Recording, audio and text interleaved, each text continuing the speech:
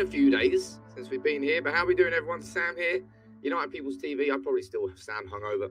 I still kind of feel like I am a little bit hungover. Obviously went to the game on Monday night, stayed up in Manchester, came back yesterday, long old drive back. It was a great, great day to go up there from before the game with the protest. We'll speak about that in a bit of detail. To the game itself, 2-1 win over Liverpool. First time I've been in the TRA section, and I tell you what, hell yeah, TRA. Fair play. They've created a fantastic place there. It really feels like an away game inside Old Trafford. I never thought I'd be able to say that. Look, good morning to everybody. We've got 7 days left in the window, and there's still so much that this club is doing. We're going to be speaking about Antony this morning. Obviously, the €80 million bid got rejected last week, I believe. But we're going back in with a second bid. That will be happening. It's a case of when rather than if. We're going to be speaking about Cody Gakpo as well, and the idea of a double deal for Antony and Gakpo. It's a genuine possibility, but it does revolve around Cristiano Ronaldo leaving. I'll speak about all of that. We'll speak about Erik Ten Hag. We'll speak about the turnaround between the Brentford and the Liverpool games. We'll speak about Lisandro Martinez. You're damn right we're going to be speaking about Martinez.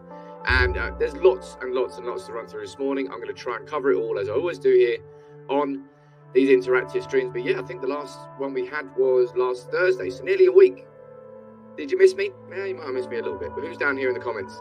Dylan, good morning to you. Dipesh, good morning to you. Stuart, I can see you there as well. Carl Baldwin on Facebook. How you doing there? Steve watching from Nigeria on Facebook too. How you doing there? We've got Paul, we've got Paula, we've got Josh, we've got Ant, we've got Vicky, I can see you there. Lots and lots of regulars and lots and lots of new faces as well. Woo! There's a super chat there. Let me read that out before we get into this. Jordan saying, morning people. What exactly did people do at the protest? Well, Jordan, I will be speaking about the protest in a good bit of detail very, very shortly. So I definitely will answer your question, sir. And there's a member there joining. That's Anuj rejoining. How you doing, buddy? I thought I recognised the little avatar. Look, first things first, before I do jump into the protests, I want to say episode 4 of the podcast was released this morning. So please give a listen to that one, because I recorded that last night with Bal and Neil. No, sorry, Bal and Matt, my bad. Yeah, and I was struggling. I think we can say I was struggling, but we got it done. We got it out, and yeah, it was a fantastic day at Old Trafford. It really, really was.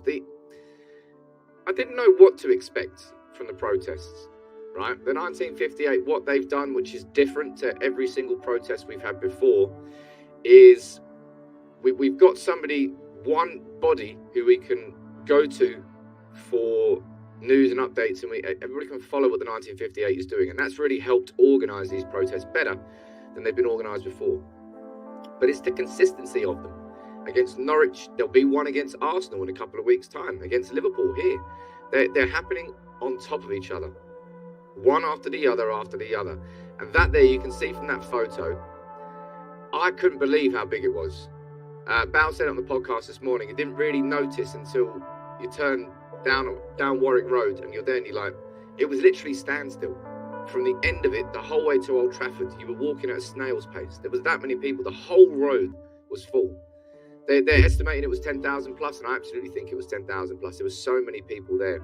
And to see that many United fans so vocal, so together, and I think protesting peacefully, that's a big point. It's been reiterated since the start by the 1958, because as soon as any protest turns violent, the headlines in the newspapers will flip, the narrative will switch, and the Glazers will then benefit from the protests more than anything else. That's the last thing we want to happen. Vicky, I see you there. Thanks for super chat. Chelsea are continuing to span United with the Maguire links. I'll speak about those. Fabrizio Romano's commented on that, and I haven't actually commented on the Maguire links yet.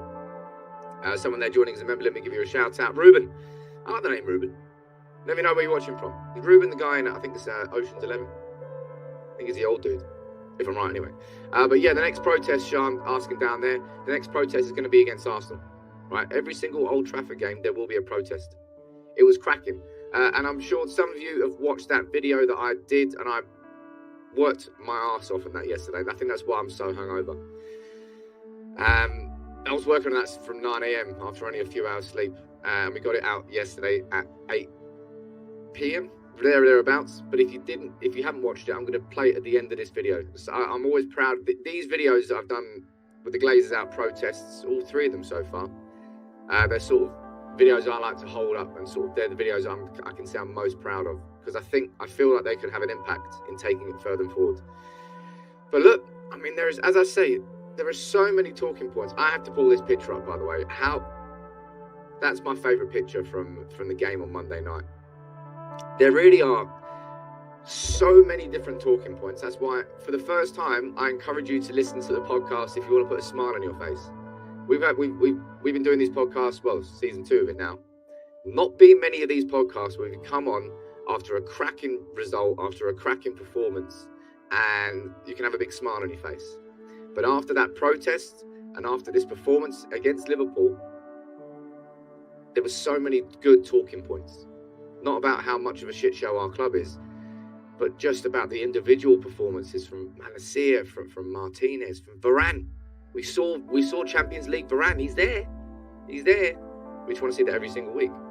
But of course, with 7 days left, the transfer window is still, well, it's well and truly open, and it's well and truly active as far as Manchester United are concerned. I don't know. For the life of me, I have no idea what to expect at the end of this transfer window, because if you had asked me 10 days ago if I had expected Casemiro to sign, I would have laughed in your face. Lo and behold, I was completely and utterly wrong. I think all of us collectively, maybe not all of us, but I can't speak for everybody, but it just felt like it was the most fantastical link that we've had all summer. Like Casemiro's like, why is Casemiro going to be, we've signed Casemiro. That took me by surprise. I will speak about Casemiro a little bit later in the show. But on top of that, we're talking about Antony, we're talking about Gakpo, we're talking about Bai leaving, we're talking about Tuanzebe leaving, Phil Jones leaving, Wan-Bissaka leaving, Cristiano Ronaldo leaving. Like there's 7, 8, 9 different transfers, ins and outs, that could happen in the next 7 days if Erik Ten Hag gets everything that he wants to. David, you're joining as a member as well. Let me know where you're watching from, Dave. I'll try and give you a shout out. Andre, what are you saying here? Sam video was brought me to tears. Rats owners need to go now. Please talk about security confiscating the glaze out banners. It broke out yesterday. It did. I saw that. I think it was a young lad in the disabled section had his Glazers out banner confiscated by security. I'm going to dive into that a little bit more, trying to find out a bit more information. I know it's been passed on to the club by 1958 and Manchester United Supporters Trust. Let's find out a bit more information on that. Vicky saying, yes, we saw Varane. Yeah, mate, Varane was... It's really... I wouldn't say it's hard to choose man of the match against Liverpool, because I personally think it was Martinez. But there were candidates. There were real candidates. We saw Marcus Rashford. He's there. He's not gone. He's right there. We all feared, I'll be honest, a lot of us feared. Like, when is he coming back? The form had dipped for so long. But he's there. Sancho. Yes, Varane. Wow. Just pretty much everyone to a man was fantastic against Liverpool. And something that stands out for me was, in my opinion, this is opinion, I think Martinez and Malacia were the 2 best players. And they're 2 of the signings that Erik Ten Hag has made. New signings are not the be-all and end-all of anybody's successful season, but when it comes to a new manager, when it comes to bringing something new in the club, these new signings make such a substantial difference. And we saw that against Liverpool. And so much more is needed at the club. Now, Antony. Let's speak about Antony. The first bid went in last week for 80 million euros after United had been posturing all summer long, effectively just tight purse strings from the club, until last week when, I told you, we literally looked down the back of the sofa and we found like 200 million euros. The money has always been there. It's been a choice. I think the comparison I've done is like, if you're asking a friend if you want to go out for dinner, he's like, nah, I can't afford it. Even though he's got money in his bank, he's just choosing where to spend it. And he doesn't want to spend it on going out for dinner with you. But he's got the money. That's a bit like the Glazers this summer. They've got the money. They've just chosen not to spend it until, well, whether it's panicking, whether it's their response to the pressure on the club, X, Y, Z, whatever the justification of it is, Man United are spending now. And we've got Casemiro in. That took us all by surprise. And Antony is next on the list. So what I'm going to do right now is run through the latest article from Laurie Whitwell on The Athletic this morning with information on all the transfers. And then I'm going to run through James Ducker's article in terms, that's a bit more information on the exits and Eric Bailly's move to Marseille, which, by the way, is far cheaper than I thought it was going to be. I have to admit that. But make sure you drop a like on the video. Let's get straight into the news. There's a question there saying, look, why can't we get Sam? We're not going to get Sam Maximin. I'm not going to get Sam Maximin. I mean, his end product has improved so much over the last 12 months. I wouldn't be surprised if somebody did come in for him. But he seems to be enjoying that Newcastle project, that's for sure. Right, let's go. He said that this is what Laurie Whitwell is saying about all the latest on Manchester United's transfer window. He said the future of Cristiano Ronaldo needs resolving one way or another. That's one way of putting it. As far as Erik ten Hag is concerned, either he accepts being rotated in and out of the team, or he cracks on and finds a new club. And this has always been the issue. Erik ten Hag would, at this point, just be fine with Ronaldo leaving. But we can't find a new club for him. I don't know whether at this point there is a genuine possibility, we spoke about this on the podcast actually, whether there might be a genuine possibility of Man United terminating Ronaldo's contract, just sort of like reaching a mutual agreement. Saying, okay, you don't want to be here, we can't find a club for you, no one can afford you, we'll terminate the contract and we'll move on. It just strikes me as that's not really something that United would do, but is it better to do that than to have, well, a sulking Ronaldo on the bench? And of course Ronaldo's going to sulk. This is the greatest goal scorer of all time. He's not going to be happy sitting on the bench. He's not going to be happy being a rotational player. It's a really tough situation for Ten Hag to sort of navigate at the moment. But if Ronaldo leaves, the possibility is there for two signings, not just Antony. Go down here saying, look, Ten Hag still wants an attacker regardless, and probably two if Ronaldo leaves, and a new goalkeeper is expected to come in. I'll cover that in a little bit of detail in a bit. Let's scroll down here and get the information on Antony though. United might sign a right back if Wan-Bissaka leaves. I'll speak about that too. Look, Ajax are expecting an improved bid for Antony, who watched United win over Liverpool on TV. Of course did. Antony and his agents are pushing for the move after United submitted an initial 80 million offer last week. He was left out of Ajax's squad against Sparta on Sunday. Ajax won 100 million, but a figure of 94 million euros has been mentioned as a potential compromise. Now, I think we all agree, I mean, maybe we don't all agree, but pretty much all of us agree, 100 million for Antony is outrageous. I would say 80 million for Antony is still overpriced. But it's a summer where Ajax didn't really want to sell him. So they were going to add the extra money on. It's the same thing as Jadon Sancho being valued at 130 million one summer, and the next summer being sold for 72 million. Ajax have put an inflated price on Antony because they didn't really want to lose him this summer. We're going to have to pay that inflated price. It's going to come with extra pressure for Antony, but I've got to trust Erik ten Hag that if he signs Antony, he signs him for the right reasons. And the way I'm looking at Malacia playing, the way I'm looking at Martinez playing, the way that I'm seeing Christian Eriksen playing, and the way that I will no doubt see Antony playing if we sign him, and Casemiro when he comes into the team. You've got to trust Erik ten Hag with the decision. This is the only summer where I'm going to sort of overlook the fact that we're just going after basically former Ajax players, Dutch players, players in the Eredivisie. Because we have no scouting department. I know you want to try and slam Ten Hag for just doing that, but we've got nobody you can trust, and I've said this so many times, and if you don't understand at this point, you probably won't understand. That's cool, you can be you. But this is the only summer I'm going to sort of, not forgive, but sort of overlook the fact that we're doing that.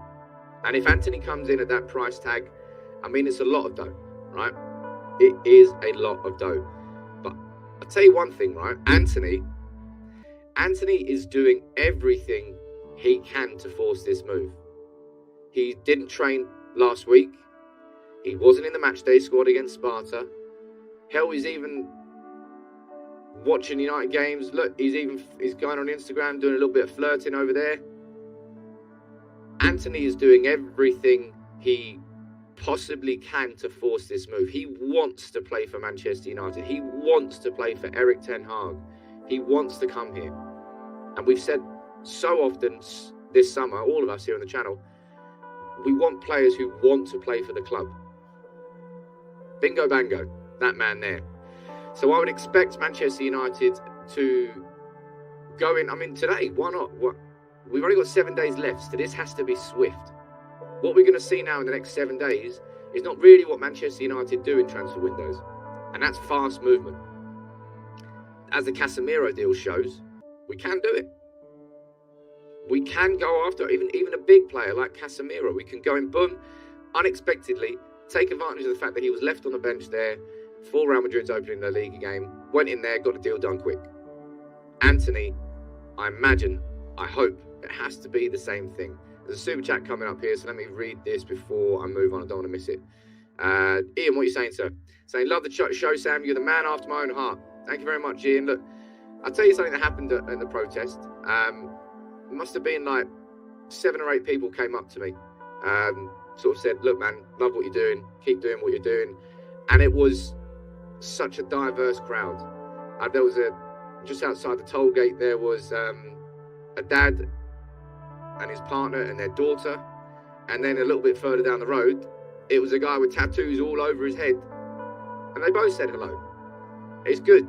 It makes me proud of the content I do, and that's why integrity for me is such an important part of it, because I can go there, I can walk in the middle of that protest, and I'm absolutely fine, and people will come up and say hello, and I'll happily say hello back. That's why for me integrity is such a substantially important part of this channel. But yeah, that was pretty cool, actually. I just wanted to say that. Joseph, what are you saying, sir? I agree that 100 mil for Antony is outrageous, but when you see what people are willing to pay for Nunes and Fofana, it brings it into perspective. Of course, Fofana, what is it, 75, 85 that Leicester are rejecting? You see, what are Chelsea doing with Anthony Gordon? That is more outrageous, I would argue. He's had one breakthrough season in a relegation-threatened Everton, and Chelsea are willing to pay, 50 to 60 million for a Gordon? That's outrageous, especially when you see Raheem Sterling going for like 45 million.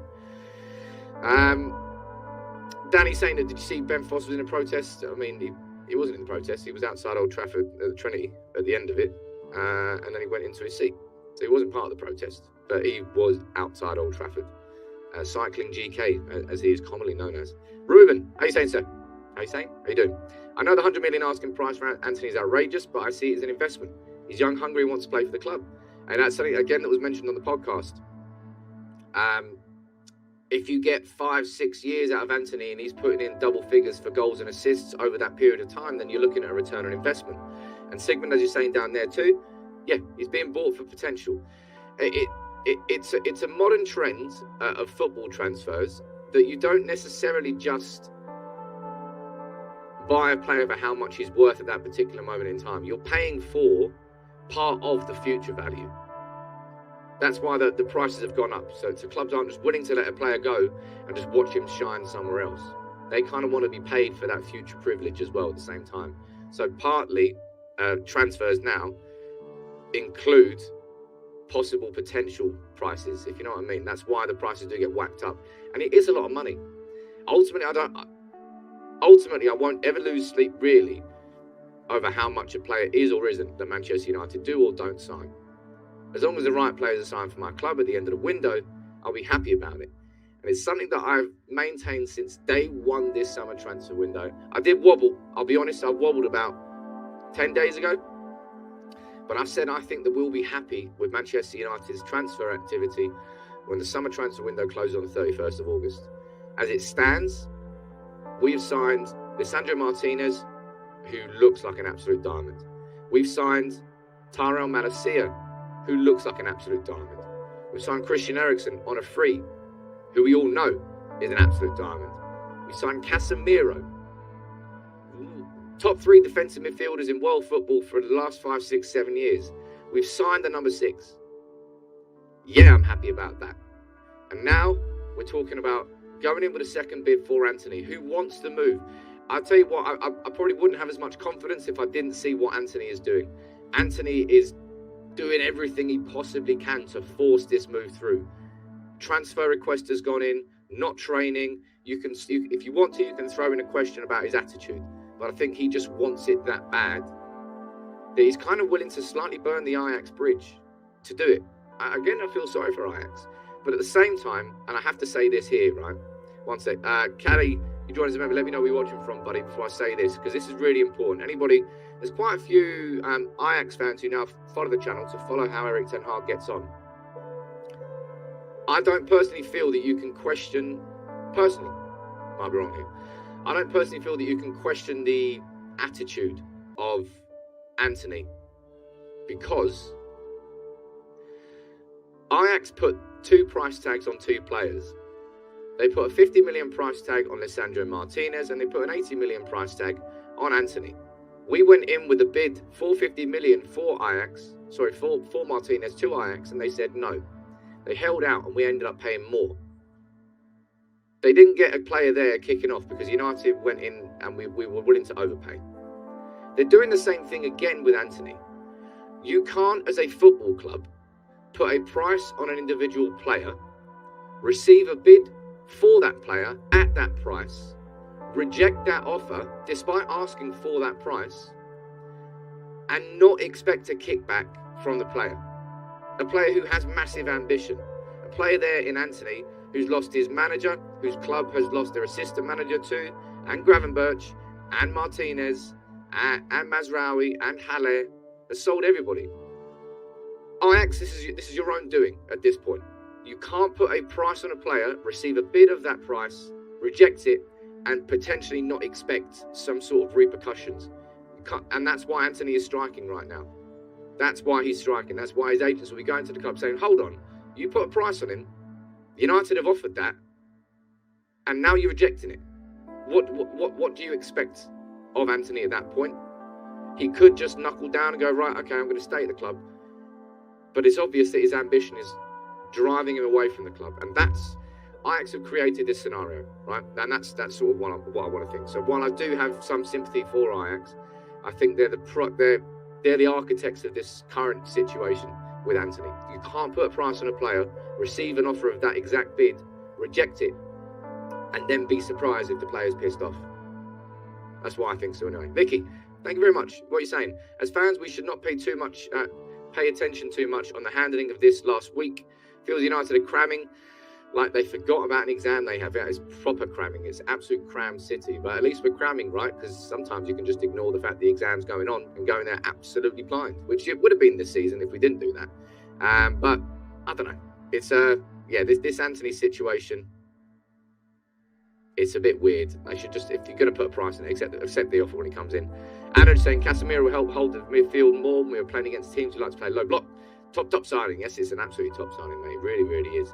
But look, Antony, I'm expecting United to go back in this. Well, I've seen no reason why it can't happen today. Maybe we're going to go back with another live stream later on today. But Antony is not just the only man we're talking about from the Eredivisie. Let's go back to Laurie Whitwell's article and talk about Cody Gakpo. Cody Gakpo represents an alternative to Antony, but, and this is the crucial bit down here, it is believed United will get one or the other, but some ambitiously feel they may have a chance at signing both. And that's the thing there. If we go over here, I believe, yeah, look at it. Obviously, Ruud van Nistelrooy, the manager of PSV, this is what he said about Cody Gakpo. So there's a lot of rumours for a long time. It's clear that we would love to keep Gakpo here at PSV. He's never changed his attitude in training after the rumours, so that's good for a young player. Now, you'll know full well that Gakpo and PSV, they're playing Rangers tonight, second leg of their Champions League qualifier. Now, I don't know whether there's another round of qualifying or whether this is the last round. Kind of doesn't really matter. We've heard all the way through that if Gakpo leaves PSV, that it won't happen before these two legs are done. So we're on the verge of that being done. And Gakpo is a different sort of player to Antony. Antony is that tricky flair player on the right wing who loves to cut inside on his left foot, has a bag of tricks. Wonderful. He's a typical, I suppose, Brazilian, exciting winger that you would expect. Cody Gakpo is a bit more, I don't know the right word to describe him, but he's somebody who's happy to play with his back to goal. He's somebody who's got pace and power and directness, can cut on the left or the right, but he would offer something very, very different to Antony. They're not technically replacements for each other. They're alternatives in the same way that Casemiro, as it's shown, is an alternative to De Jong. It's not because he's the exact same sort of player. Very, very different player. And I would say Gakpo is a similar sort of thing to Antony. Very, very different sorts of player. Ray, you sent a super chat. I think if we do. What are you saying, sir? Saying Ajax done this twice for Antony. United put the money down for what they want, and twice they played the fiddle. I don't blame Antony for not wanting to play for Ajax again, so they should sell him. Now, I don't think that it's a case of whether or not he wants to play for Ajax again. It's more the fact that they've put the price on him.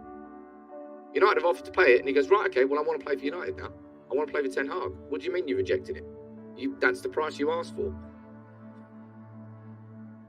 It's a dodgy situation, but you remember that I interviewed Rick Elfrink here from Eindhoven. Was it Eindhoven like that? Well, anyway, daily newspaper in Eindhoven. Maybe I'll try and speak to him again. But I'm definitely going to be watching some of that game, have it on the background probably tonight. The Rangers PSV game, I'll be interested to see how Gakpo gets on. But if Ronaldo leaves, I would say there's a really strong chance that Man United go in for both of them. And so we should. Because that would be United actually genuinely replacing Ronaldo. I'm not saying that Gakpo can come in and score 30, 40 goals a season. That's far from what I'm saying. But what Ten Hag is trying to achieve with this team is create a set of attackers that he can effectively choose 3 of them at any one time, kind of move them around, and expect similar sorts of performances. Whether that's choosing Rashford on the left, Sancho on the right, and Marseille through the middle. Whether that would be choosing Gakpo on the left, Antony on the right, and Rashford through the middle. Whether that would be choosing Elanga on the left, Sancho on the right, and Martial through.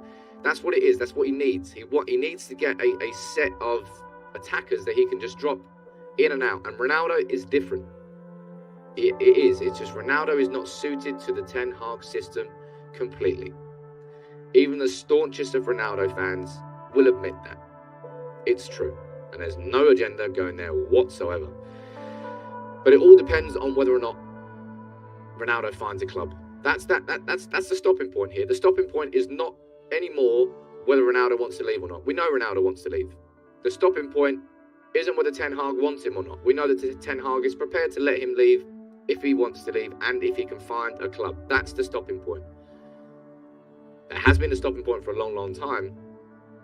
And, I mean, I'll be honest, I don't know how in the last 7 days, randomly, there's a club that's going to all of a sudden come in for Ronaldo that wouldn't have already been in for him. Because, of course, he wants to play Champions League football. But we know that's not going to be Madrid, or Barca, or Bayern, or Juve. Dortmund, I think we even got last week. It's basically every Champions League team has randomly been linked to Ronaldo. And none of the moves have materialised. So I don't really know how that's going to change. Martial, what are you saying? Steve Housen said, I love the positioning of Harry Maguire against... Oh, well, look. Harry Maguire, I'm going to speak about Harry Maguire a little bit there. And well, you know full well that I was probably one of his fiercest critics last year. I don't regret doing those videos that I did. Because I think at the time there was enough justification and evidence based across not just a 1, 2, 3, 4 game period. It was way over half a season before I started doing those. And he was our captain. And when you're captain of the club, you get held to a different level of accountability. But Ten Hag dropped him. I don't know what I'm going to do my video on this afternoon. There really are so many talking points. But I might do one on Ten Hag's bold decisions and how they all paid off. All paid off against Liverpool. Go down here, there's a little comment here from Laurie Whitwell, of course, on Frankie de Jong. And that's this. Frankie de Jong set pulses racing by liking an Instagram post about Casemiro's arrival, but that pursuit is considered done. The Brazilian is seen as de Jong's alternative, especially given the cost. Now, that de Jong situation was an absolute stinker. Absolute stinker, wasn't it? I don't think it's the same category as Fabregas, in my opinion, because Fabregas, Ten Hag must have been told by Frankie or his representatives that he would be happy to join Manchester United if he can resolve the situation. And I think that was probably the situation from the first time that he called to find out about it. And that's why United continued to do it. But United did not expect Barcelona to act the way they have acted this summer. Nobody has, right? Nobody has. But if we're talking about alternatives, we always were talking about it. There seems to be De Jong being plan A, B, and C. Well, it looks like Casemiro's plan B. And I'll be honest, I think I can get along with that. I think I'm fine with that. It's a very different pivot. But in the same way that if Frankie de Jong was signed by Manchester United, it would have left a bit of a weakness in terms of that ball winner, that enforcer. Now we've signed Casemiro, it's the flip side. We don't need to worry about that anymore. We've literally signed one of the best screening defensive midfielders in the world. Maguire's going to be a better defender because of Casemiro. Varane is, Lindelof is. Every single defender behind him will be a better defender because we've got Casemiro. But at the same time that now leads to further concerns about that ball-playing playmaker, that person who receives the ball first from defence. We've still got a weakness there. Now, in a dream world, we go and sign De Jong and we go and sign Antony. We sign everybody like Football Manager. Don't think we're going to be signing De Jong, and according to Laurie Whitwell, that's case closed. Let's see if anything changes there, but that would be a surprise. But I'll be honest, nothing surprised me. Nothing surprised. Imagine trying to do a video summarising this whole summer transfer window. I have no idea how long that video would be because it's been balmy. It has been absolutely balmy. Drew on Facebook, what are you saying here, sir? Any truth in Memphis being linked on a return? Remember that Memphis is in talks with Barcelona to terminate his contract so he can leave as a free agent. So any talks of any fee would make zero sense whatsoever. That's just surely newspaper guff at this particular moment in time. But we're here. We've had a nice long conversation there about Antony, about Gakpo, about Ronaldo. That's all in the attack. There's so much going on defensively at Manchester United at the moment and in the window as well. Let me run through all of this and I'll keep answering as many of your questions as I possibly can. This is from James Ducker from the Telegraph saying Manchester United defensive clear-out gathers pace with more to follow Erik Bailly out the door. Let's go and read this article together. Manchester United's defensive clear-out has gathered pace after Bailly agreed to join Marseille on a season-long loan. Under the terms of the deal, Marseille have an obligation to buy Bailly for a fee understood to be $6 million if they qualify for the Champions League next year. That's a lot cheaper than I thought it was going to be. I think we've had quite a few discussions here on the podcast, on these streams, and I was like, I feel like 10 to 15 million is a fair price for Bailly. And I stand by that because, City got 15 million for Gavin Bazunu. I mean, there's so many other deals. I mean, we even got more than that for bloody Andreas Pereira from Fulham. I suppose it goes to show how much the Premier League spending this year is dwarfing everywhere else. But I think Marseille have got a seriously cheap deal there. I hope to God that Bailly refines his form, refines his fitness first and foremost. Refines that fitness because he needs it. But yeah, I think Fulham was the only club interested in signing Bailly in the Premier League, and he didn't want to go to them because he wanted Champions League football. Ray, thank you very much, dude. What are you saying, sir? Hi, Sam, me again. I really don't blame United for De Jong. We put the money down and Barca accepted. We didn't know Barca would play us like this, trying to get rid of a player they don't want to pay. Right, nobody could have expected that, man. Nobody at all. And United certainly didn't. We did get that. We got the fee agreed. Sorry, was it 75 million? 75 million, I think it was. Plus 10 million in add-ons. Barca played dirty. We got sort of shafted, really. I think Frankie de Jong got shafted. Let's see what happens. Because you can bet your bottom dollar we're probably going in for Frankie de Jong again next year. This won't be a situation that just gets case closed.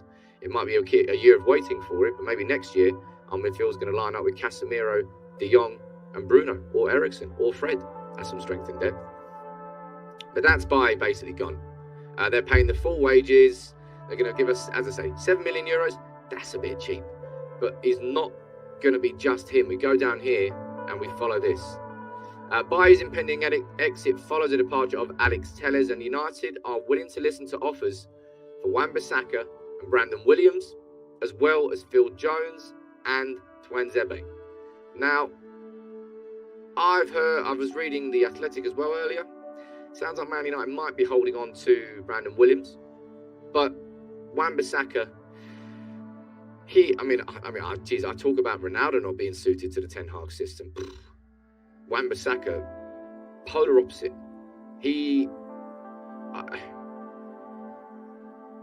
I think he belongs in a team like Crystal Palace are good this year. I think they're probably doing far better than just being a relegation scrap. But it seems like that was what he was good at. He loved playing in a team that had to defend a load. That was where his natural footballing ability came. And he just wasn't able to adapt to it. I'm sure he put all the effort in. I'm sure he tried. Try as you might, sometimes it just doesn't work out, doesn't fit. That's what I would class that situation with Wan-Bissaka. Ideally, we shift him on because I don't want him in the club because it's just a bit pointless. There's no point having him at the club anymore if he's not going to play. And Tuanzebe and Phil Jones, seriously, where is Phil Jones? I'm not even seeing him. Is he training separately? I presume he's just been told that he's not going to be part of the club anymore, but we're still paying him. Unless I've been looking wrong, I haven't seen him in any training photos. Nobody must want him. Presumably a similar situation to Ronaldo. We've got a player that we're ready to let go, but a player who we can't get rid of at the moment. But if Ten Hag gets his way, we're going to see Bailly, Tuanzebe, Jones and Wan-Bissaka all leave Manchester United within the next 7 days. And on top of that, signing Antony and maybe Cody Gakpo if Ronaldo leaves. And if Ronaldo doesn't leave, it's Antony or Gakpo. But you would imagine it's probably going to be Antony. I'd be surprised if after all of this, that United back out of this Antony deal and then just switch to Gakpo. And the only reason you would do that is because it's cheap. But if the money's gone in for Antony, the money's obviously there. So I imagine Antony will get done. And I'm excited for it. Yes, it would be overpriced for sure. But Antony wants to play for United. And we could really do with a winger like him. There's nothing you have to be excited about. Even if you have concerns about Antony, and I think there's plenty of reasons to have fair concerns, you have to be excited about it. But it's not just that. Of course, we're in for a goalkeeper as well. It's the latest from Fabrizio on the goalkeeping situation. We've got 3 names there: Jan Sommer, Kevin Trapp, and Vlacho Dimos. Well, I just want to sign him for his name. Kevin Trapp, I believe, was the Eintracht Frankfurt goalkeeper. Yeah, he was. There you go. And Jan Sommer, of course, is a Swiss goalkeeper, if I remember correctly. Ten Hag wants somebody that isn't Tom Heaton to be the number 2. He obviously doesn't feel like Tom Heaton's enough as the backup. And we've got so many games of football coming up. Like, we've got 9 in October. It's going to get crazy from when the transfer window closes. It's going to get full tilt football. 24/7 football, basically. Up until the start of the World Cup. Then the World Cup comes on. Let's see what happens there. But he wants a goalkeeper. Jan Sommer or Kevin Trapp. I don't know off the top of my head which one will be completely and utterly better suited. But I'll do some research into that. But Ten Hag, if he gets his way, we will sign a goalkeeper in the next 7 days as well. Ibs, what are you saying? Started watching your videos this summer and you've convinced me to come. Yeah, man. Welcome aboard. Let me know where you're watching from, buddy. I've said it all along. I'm forever grateful for everybody that's helped make this a genuine community. And yeah, I've really felt it when I went to Old Trafford and so many people came up to me and said, "Oh man, love what you do. Keep doing what you're doing." And we all marched together against the Glazers. It was cracking. I really, really enjoyed that little moment of it. But yeah, I don't really like bragging about that stuff. So it's the only thing that I'll speak to you here randomly 40 minutes into a live stream. But of course, there was another potential transfer that could have happened that was getting some people excited. And that was Harry Maguire in Chelsea, which felt like a bit of a rogue transfer rumour. And maybe that's what it is. Fabrizio here is saying no negotiations were ongoing between United and Chelsea for Maguire. He's expected to stay. They want Fofana. They were looking at alternatives. Maybe they put in a conversation. Maybe they gave it a phone and say, "Right, lads, is Maguire for sale?" We've said no. Harry Maguire being benched by Ten Hag. Like, if we were to... Is that a picture of Ten Hag? Yeah, he is. There's the boy. There's the man himself. Erik Ten Hag making the decision to bench Harry Maguire was a bold managerial call. Not bold in the sense that Maguire was crap against Brentford, so just drop him because, you could have said that about everybody. But dropping your captain and leaving Ronaldo on the bench, two major calls, and both of them were hugely important in the scope of that game. They absolutely were. Jibak, you're saying what you're saying, sir. Worried that the Glazers fund these signings by selling future TV rights. Barca showed a crooked way of spending money. Glazers are top crooks. Now, I have seen that last week, and I spoke out about that straight away. I don't know whether it's different in terms of TV rights and the ability to sell off percentages, and whether it's different inside the Premier League compared to La Liga, because the numbers are far bigger in the Premier League. Don't know that off the top of my head. But this money's come from somewhere. Whether that's the Glazers finding investment elsewhere, whether there's something's happening behind the scenes that we don't know, whether that's them selling off part of the club, I don't know. The money's come from somewhere. But benching Maguire was the absolute right call from Erik ten Hag, as was benching Cristiano Ronaldo, as was benching Luke Shaw. All three of them deserved to be dropped. And there were so many more that deserved to be dropped from that game against Brentford, let's be completely honest. And it helped transform that team. But Maguire's going nowhere. We're hearing that Erik ten Hag has sort of been telling all of his players, or his defenders certainly, we're working on rotation this summer. And we have to work on rotation this season. Even if this man over here has got an absolute set 11 that he's firm about. Like, he wants it to be Varane, Martinez, Malacia and Dalot with De Gea. Boom, that's your back five. That's not going to be happening week in, week out. At all. Sigmund, by the way, I saw down there in the comments, it looks like you've becoming Santa again. You're permanently Santa in this channel. You're an absolute ledge. But I think you've gifted 5 memberships, so thank you. And congrats if you got one. And Joseph, I've just seen that you've done it as well there, man. I think I've always reiterated that. That's the biggest show of what this community genuinely is. That others enjoy their position in the community so much, they donate 5 memberships to someone else so they can come in. If you are new, make sure you join the community. Let me pop a link down here. This community is completely and utterly free to join, right? I love it. I'm sure you love it too. There's a link down there. Make sure you come across. And if you remember, go onto the YouTube community tab. There's a separate link in there for you. I'll post it in there. I'll put it back up to the top of it now. And then there's a special members only chat. And if you're on Facebook, go to the private Facebook members group. There's a link there too. Ice-T, not that Ice-T. Maybe it is that Ice-T. I don't think it is. You became a member. Is Ice-T alive? Yeah, he is. I don't know why I thought Ice-T had died. Anyway, Ten Hag, this put a smile on my face. I'll be completely honest. Last week, you'll remember, post the Brentford game, I did the video on the reaction, on the punishment. Like, Erik ten Hag was furious at what he saw against Brentford and didn't want it to be there again. And it made the whole team run 13.8 kilometres, which collectively was how much more Brentford ran than Man United. It was a little bit old school. It was a little bit sort of military drill master, like the guy from Full Metal Jacket. But, I mean, no United fan was complaining, were they? Every United fan was down here saying, you know what, I think that's probably a good idea. This put a smile on my face this morning, because reports came out yesterday, actually from Simon Mullock first, and they sort of supported now by Laurie Whitwell, by David Ornstein. Ten Hag joined in. Let's read this story here. This is a massive power play as a manager, which clearly had an impact.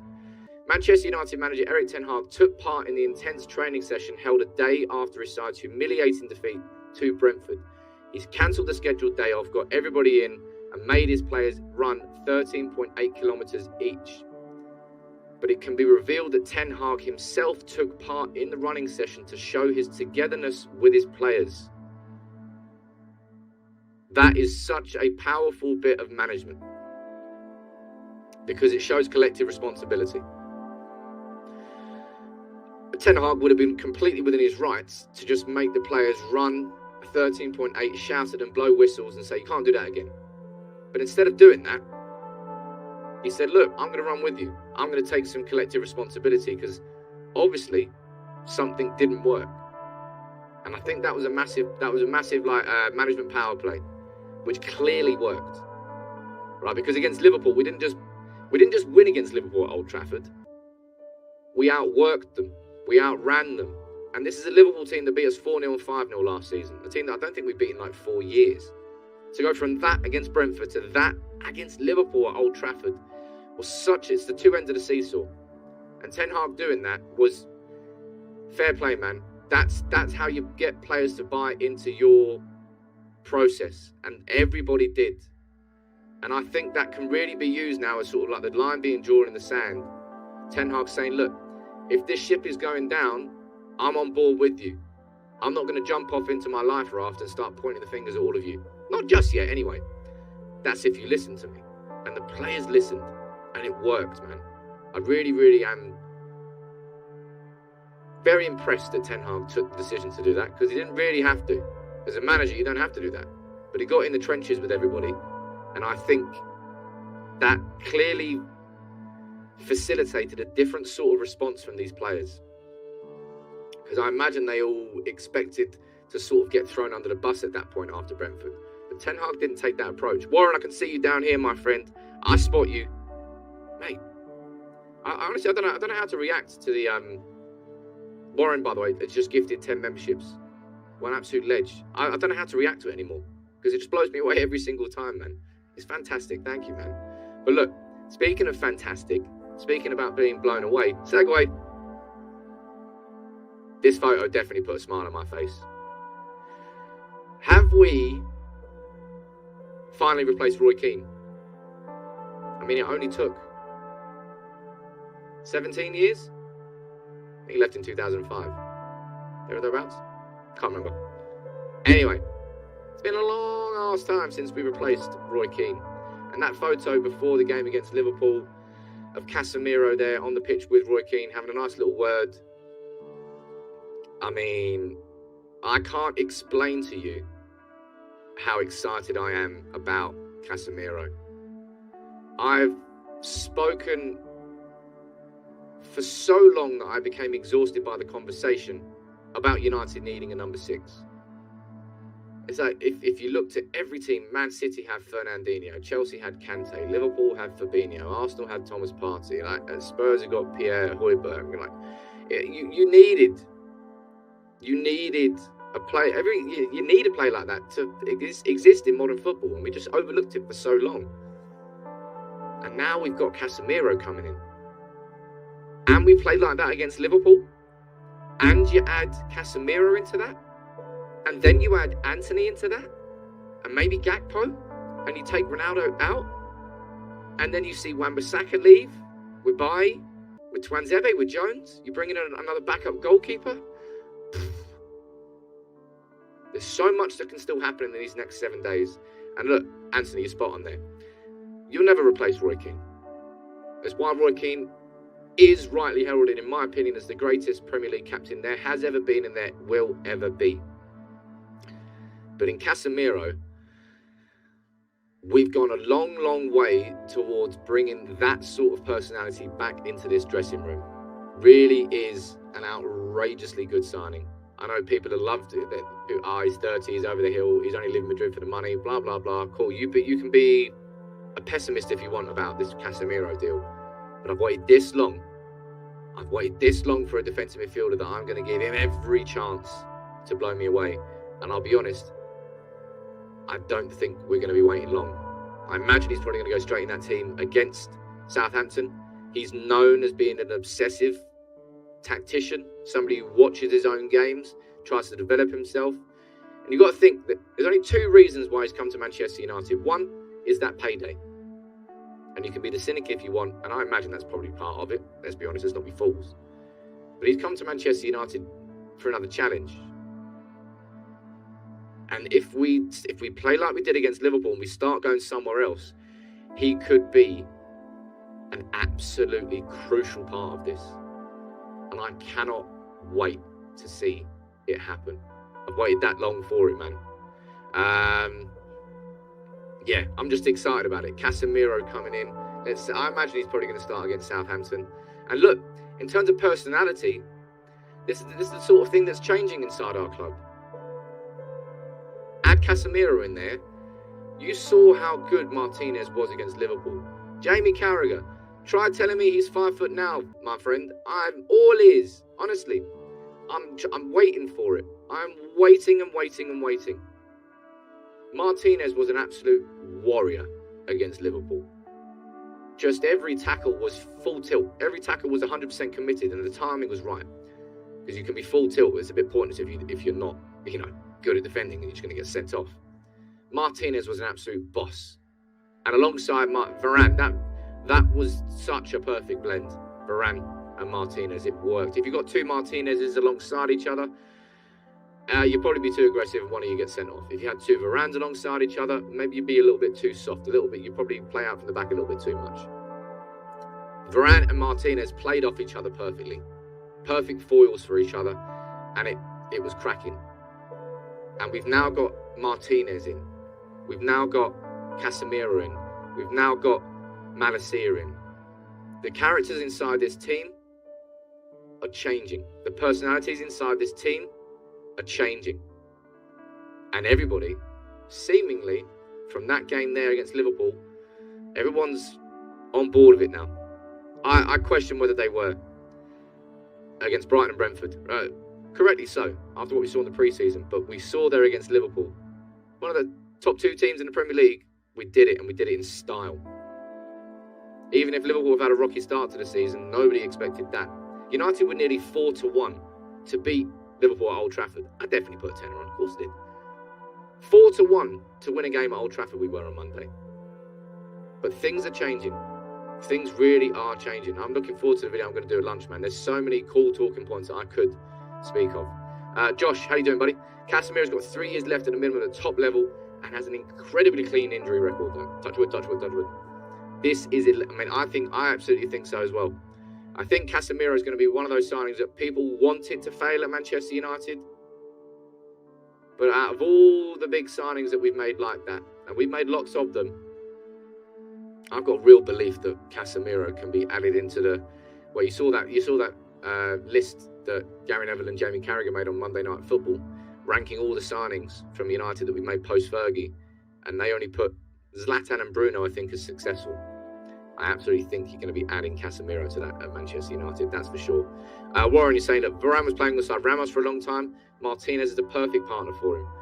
Hey, look, I think Harry Maguire is going to be left on the bench against Southampton. I think he should be. There's enough time between these two games. Well, not that much time. Monday night to Saturday morning. I think we should stick with that back five. I'll do my predicted 11 for the game maybe on Thursday. I'm not sure. Maybe Thursday evening I'll put that video out. But look, we've waited and waited and waited. We've been here.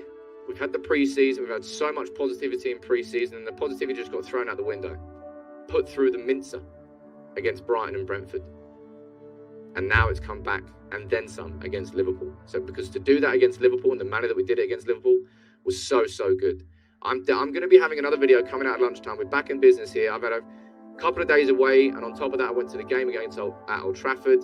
But we're back now, 1 week left into the transfer window. I'm not going anywhere now. We're back to business. Thank you all very much for joining in. And what I want to do now, before we finish this video, I'm going to play my latest Glazers Out video that I did after that protest yesterday. I'm very proud of these. Please share this video. If you haven't, or if you can already, go onto the YouTube channel or on Facebook. It's there directly. Watch it, share it, and make sure you come and join me tomorrow morning. I'll see you at 9:30. They took 24 million quid out of the club about 2 months ago. We've got now a decrepit, rotting stadium that is, to be fair, second rate when it was the best stadium in the world 15, 20 years ago. You've got a football project where they haven't got a clue. You've put bankers in charge of the football club, not making football decisions. They've not appointed a sporting director, right? We can look at the players all you like, but there are that many big things that need to be put right first. They've got to show up and basically face the music. Now's the time. British billionaire Sir Jim Ratcliffe wants to buy a stake in Manchester United with a view to taking full control if the club is for sale. One source has told us he's serious about owning the club and former players would be involved in any potential offer.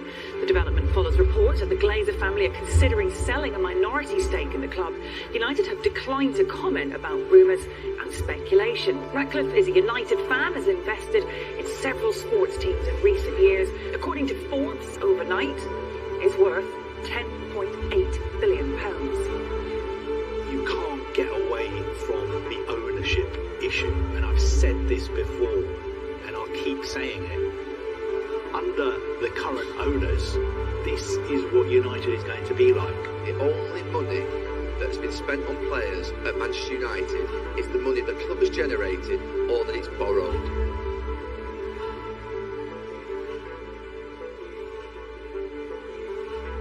We have seen many anti-Glazer protests at Old Trafford down the years, and this was one of the biggest. Tens of thousands of United supporters pouring down Sir Matt Busby Way.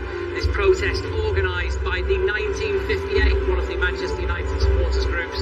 They wanted it to be a peaceful protest and a legal one too, and that's what they got. It was full of passion and anger towards the Glazer family. They are still so upset with them for landing this club in hundreds of millions of pounds of debt. The interest on that debt comes to about £19 million a year in interest payments. There's so much more that the fans are unhappy with the Glazer ownership, the way they structured the club, putting perceived bankers in charge of football decisions. They also tried to lead them into a European Super League, and of course this is the only club in the Premier League which pays its owners dividends.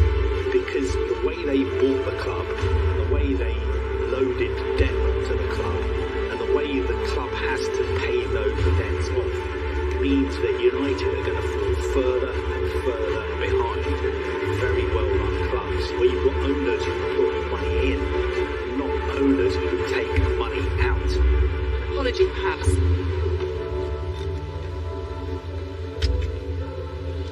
The fans just customers to you, Mr. Glazer. Manchester United need £1 billion in this next 2-3 years to either rebuild or renovate that stadium.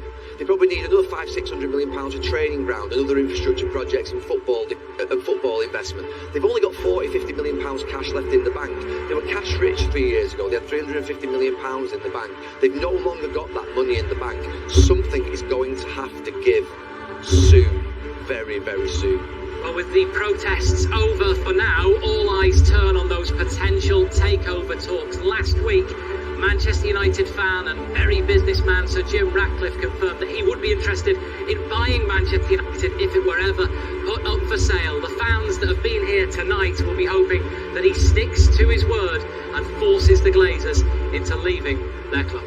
And he's always said that he was potentially interested in buying United if they were put up for sale. And that has now been confirmed. He said that, look, this is not about money as far as Sir Jim is concerned. It just feels like the time is right for a reset at Manchester United.